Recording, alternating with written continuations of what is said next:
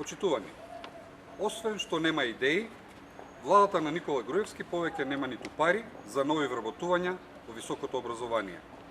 Со допис од Министерството за финансии преку Министерството за образование, Универзитетот Свети Кирил и Методи на 2 ноември е известен дека средствата за исплата на платите на вработените за месеците октомври и ноември ќе биде помал за 10 милиони денари.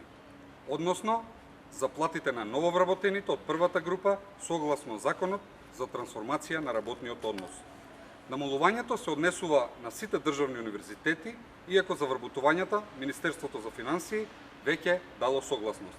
Само на УКИМ, согласно овој закон, треба да се трансформираат во редовен работен однос 317 лица. Значи, владата предизборно сака да вработува, ама за тоа пари во буџетот нема.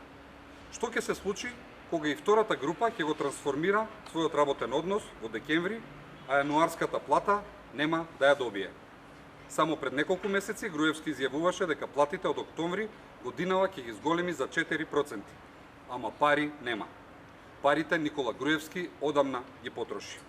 Тоа е виртуелниот свет на Никола Груевски, кој предизборно ветува се и сешто. Ветува, ама ветувањата му се неостварливи.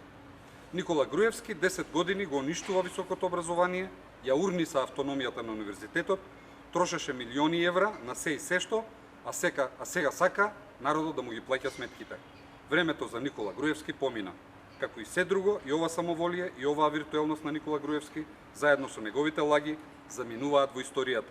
Граѓаните имаат идеја. Збогом, Никола.